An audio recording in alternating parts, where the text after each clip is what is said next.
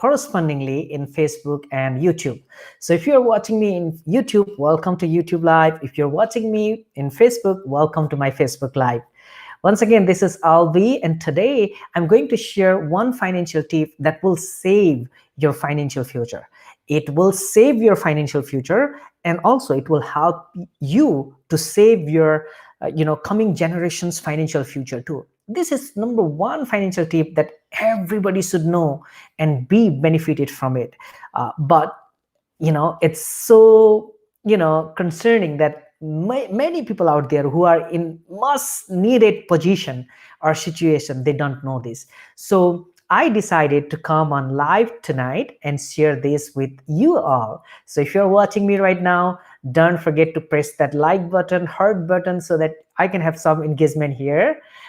If not, that's okay. You can just watch this and get benefited. And if you think this is something which is important that your friends, families, relatives, or anyone that you know should know this, you can just forward it to them or share it in your Facebook page also. So tonight, I'm going to talk about how you can protect and preserve your wealth and save a fortune when it comes to building wealth and protecting it and transferring it to the next generation. You see, many people work hard to have a good financial future, to accumulate wealth, to have a good financial well-being for themselves, for their loved ones, for their family, whatever, right? But the thing is that those people who are working hard, most of them, they forget how to protect it and how to plan to transfer, that wealth that you created to next generation in a right way. Right? So today I'm going to give you one tip and explain a little bit about it so that you know these things and you do everything right when it comes to building a strong financial foundation, when it comes to protecting your wealth and transferring it to next generations, right? All right, so to get started, let me share my screen and show it right here, right? I'm going to talk about estate planning today. So why I'm talking about estate planning today is, when it comes to building wealth, building wealth is one part of the game. But when it comes to, having a right financial future, building wealth, accumulating it, protection is very important. You need to be able to protect your wealth that worked hard for it. And you need to know how to transfer it in a right way to next generation also. If not, you are gonna fail big time when it comes to doing things in financial world in a right way. So, I've been in the financial services industry for over 8 years, and I always, get into surprise when I talk to people that they don't have any attention towards this kind of stuff when it comes to planning about finance and protecting their wealth, protecting their hard-earned money and everything, right? And not only protection, transferring it to next generation also, right? By the way, this training was done in 2016. I built this training in 2016, but I thought, why not to share with every one of you, right? So hang on with me. And if you are watching me in Facebook or YouTube, comment me. How many of you own car, right? How many of you own some kind of bank account, whether it is checking account or credit card account? How many of you have how many of you bought home? How many of you have rental properties? How many of you have investment, investment, whether it is in a stock market or some kind of market out there, right? Many of us have some kind of, asset, right? We have car, we have home, we have some kind of investment here and there, we have business, all those crazy stuff. And those are, our assets, right? Those are something that we worked really, really hard, right? But what if something happened to you tomorrow? What if you are no more in this world tomorrow? Because we never know, right? When is that day? So what if something happens to you? What's going to happen to your house, your property, your business, everything that is in your name that has financial value? What's going to happen to it, right? The answer to this question is all comes under estate planning. That's why tonight I'm going to share a little bit about estate planning. That way you know how to protect your wealth, how to protect your assets, and how to transfer it right way to the next generation should something happen to you, right? So let's go ahead and get started, right? Now let me go to the slide. you know this is very straightforward. Without a proper planning, your assets and family may not be protected, right? If you don't plan for it, everything that you have worked hard for might not be protected. Your loved one might not be protected. That's why I'm sharing this point with you.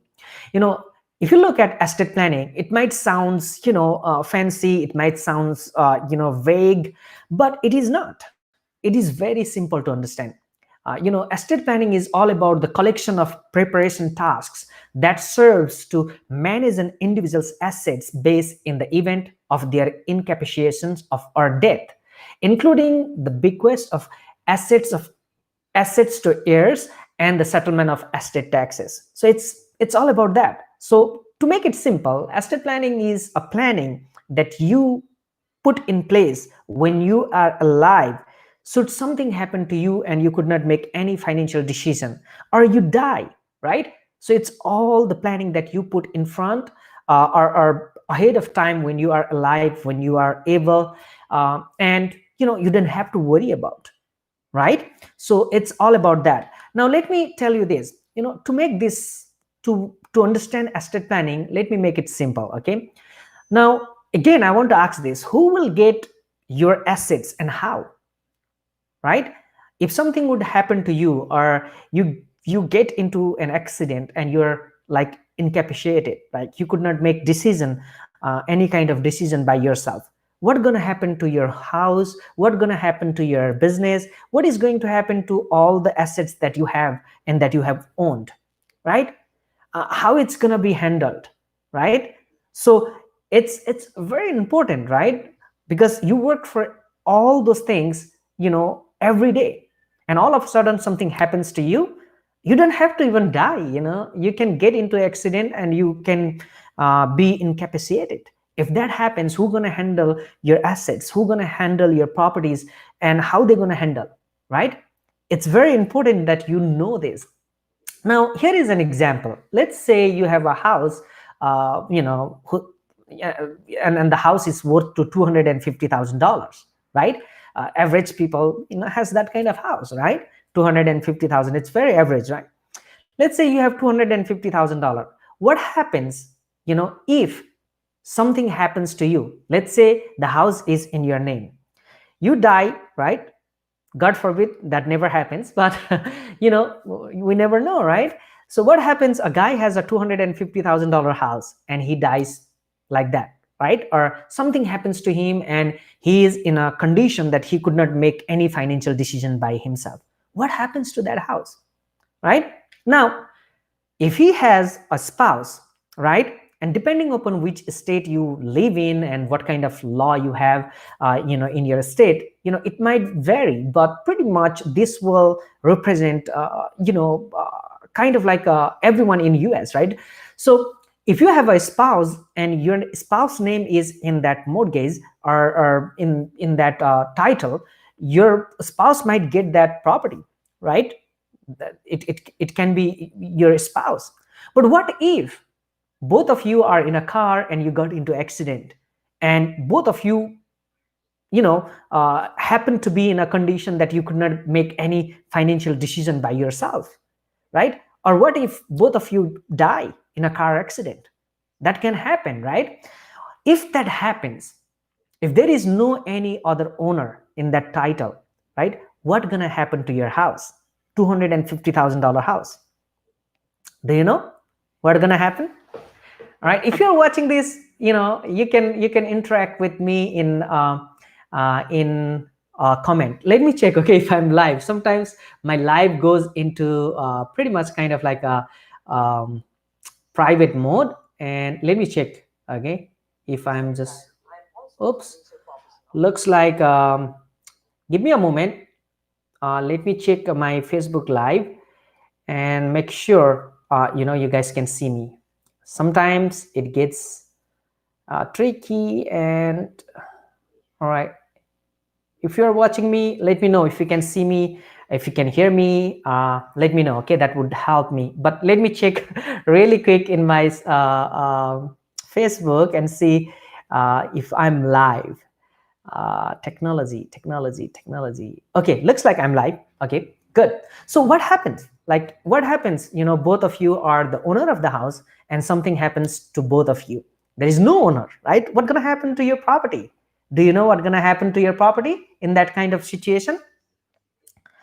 All right, comment. I mean, just drop a comment so that I know whether you know these things or not. All right. If you're listening to me, just drop a comment.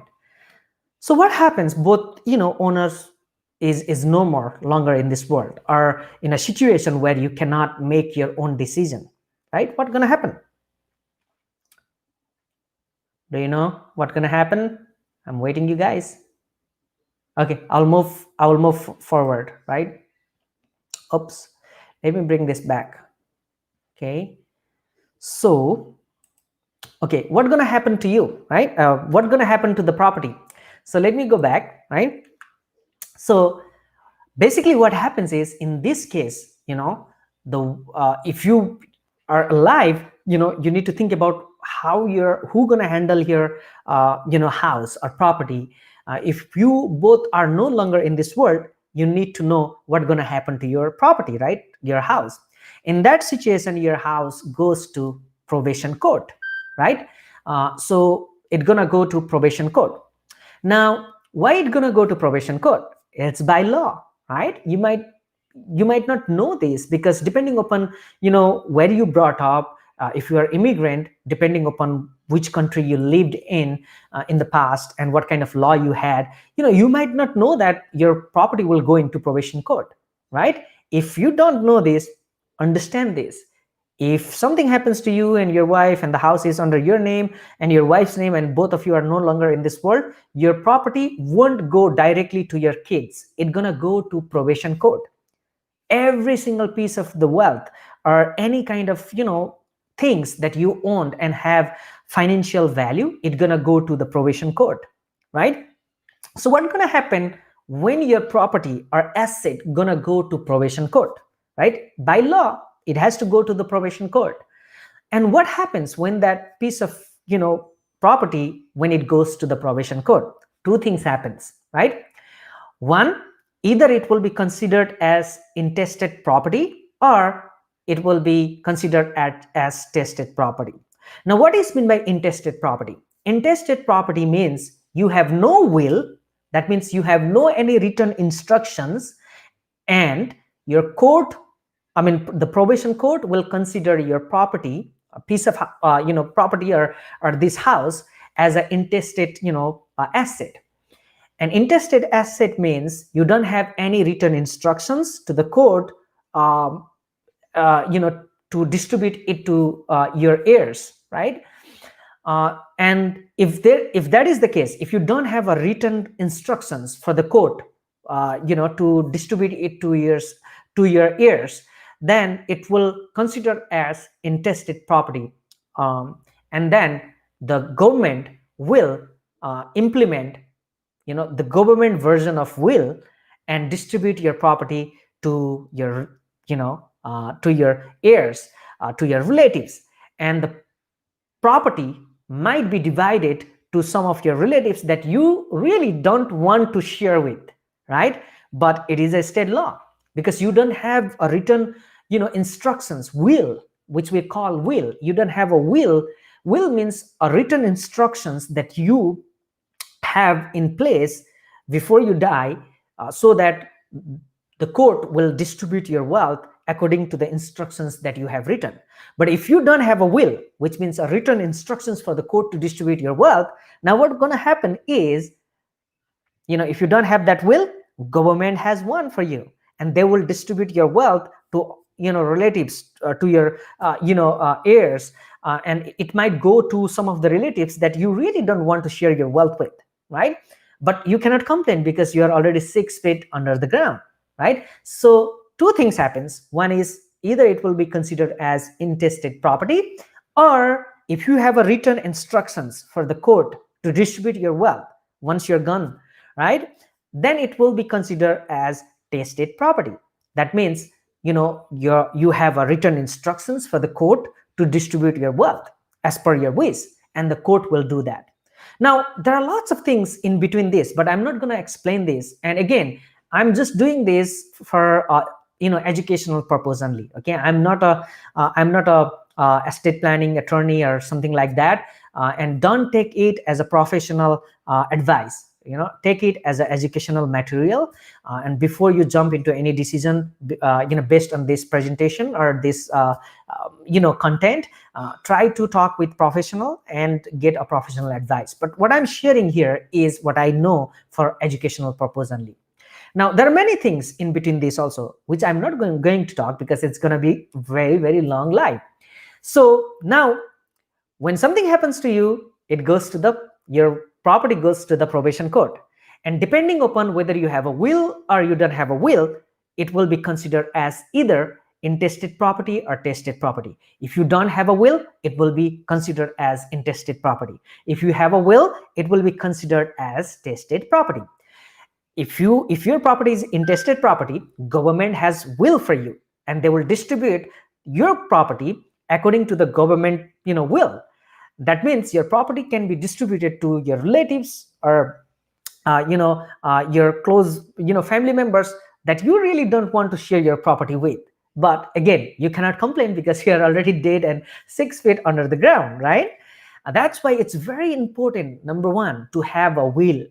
To will is nothing. It's a formal instructions that you write beforehand, that will come and play a very important role if something would happen to you and there is no one to take care of your property and stuff like that, and if it goes to probation court. So that happens, right? Now again, even if you have a will, whenever something happens to anyone and their wealth or their asset goes to probation court, they need to go through a process. They need to have a lawyer, and depending upon how big is the estate, right, the probation court process might be really, really lengthy. It could take years to get through, and lots of money. There are many examples in America that people spend more money than the part they are supposed to get from that probation proceeds, which is very, very disappointing, right? So the moment your property goes to the probation court, your heirs need to go through a process, and they need to hire a lawyer and go through the process. It might take years and years sometimes, and your heirs might lose a significant part or even everything and more if that process goes longer, right? So first of all, number one thing, that's why it's very important that we need to find a solution how we can avoid our wealth being how we can protect our wealth from going into probation court. That's number one thing that we need to know. Number two, we need to have a written instructions, a formal written instructions, based on our state law, which is called will, so that if something would happen to us, our wealth will be distributed to our, heirs according to that will. So these two important things are really, really important for everyone out there, right? If you have a business, if you have a house, if you have a car, anything, if you own anything that has a monetary value, you need to understand that you need to have two things in place. Number one, a way to avoid going your property into probation court. Number two, a written instruction, a formal written instructions based on your state law, which is called will, so that your property will be distributed according to what you wish, right? Not what government wish, right? So those are two important things you need to have in place, right? Now, with will, I already told you, you have a written instruction, right? Now, the problems with probation, I already told you, if your property, if you don't have these two things in place, right? And if your property or asset goes into a probation court, what happens? there are lots of problems. Number one, it can delay your assets to your heirs, right? It might take years and years to settle down everything, right? So that's one of the disadvantages. Another one, there is a paperwork hassle that your heirs need to go through, and they might need to, not might, but in most of the cases, they need to hire a lawyer to understand all the procedure and paperwork that they need to go through the probation court to claim that asset that you left, right? And it's again cost, and expenses, lots and lots of expenses. You can see, many example in America that some of the heirs who claimed, who went through probation process to claim the asset that was left by their parents, or their grandparents, spent more money than what they are supposed to get from the probation court, right? So there are lots of expenses there. And again, if that happens, if anyone's properties goes into probation court, there won't be any privacy. That records will be public to everyone. If any assets goes into probation court, all the details of that assets will be public to everyone. Everyone can have access to that information, and there is no any privacy at all, right? That's why it's very important. You need to know a way to avoid your assets going into probation court, number one. Number two, you need to have a will in place so that everything that you have worked hard for will be distributed according to your wish, even if you are no longer in this world, right? So those are two important things that you need to understand when it comes to building a wealth. Now, how do you do that?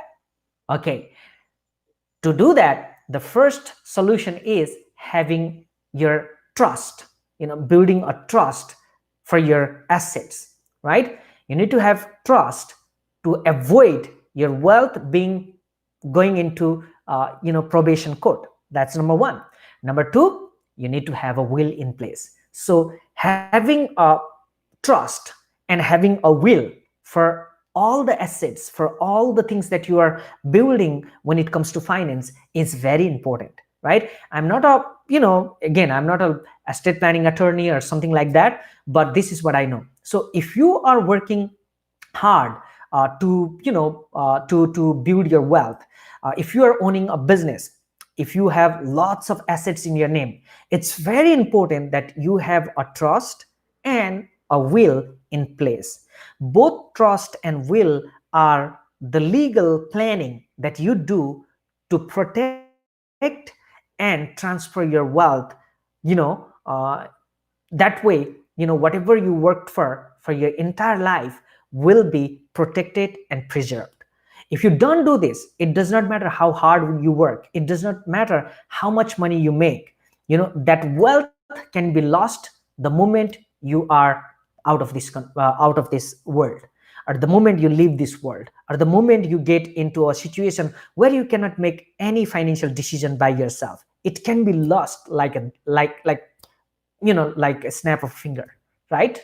So that's very important. So there is a wrong, there is a wrong perception out there when it comes to having a will and trust in place. Many people, they think that, oh, I don't have millions of dollars, or I'm not wealthy enough to think about this kind of planning. If you are thinking like that, if you're one of those, you're wrong. Again, I said, even if you have a car, even if you have just a house, even if you have some kind of thing that has a monetary value, you have some kind of asset, and you might want to protect it and transfer it in a right way, so that even if you are no longer in this world tomorrow, or even if you get into a situation where you could not make a financial decision by yourself, it will be taken care of. It will be taken care of the way you want, right? That's very important. That's why rich people, there are lots of rich people out there, and if you track them, they are, like, they have like 6th generation, 7th generation right now, but they are still billionaire. Do you know how they became like that? Do they have a special kind of like god gifted talent or skills? Probably not. Most of the time, if you look rich families, whose sixth, seventh generation are still rich and billionaire because they know how to protect their wealth and how to transfer your wealth. Rich people have right kind of trust. They have right kind of will. They use this trust and will to protect and transfer the wealth for generations and generations to come. That's why you can still find like fifth generation or fourth generation billionaires in America. Why? Just because they know how to use trust and will to protect and transfer the wealth to many generations to come, right? Hopefully this provided some kind of value to you, and hopefully you will apply this thing in your situation, in your finance. If you need help, if you need resources to have trust and will in place, you don't have to spend thousands of dollars and by sitting down with attorney. I mean, if you have a complex situation, you might need attorney, right? But if you are a regular person, most of the time, a normal people, who does not have that kind of complex financial situation, you can get your trust and will done, in a one day or maybe a couple of hours by yourself. Through some services out there. And if you are in need of will and trust and all those kind of things, let me know so that I can provide you some resources that you can go through. With anywhere from a couple of $100 to $500, you can have all of these things together in place for your financial future and for your family's financial future, right? Hope this might help you. Again, it's not about how hard you work to build wealth.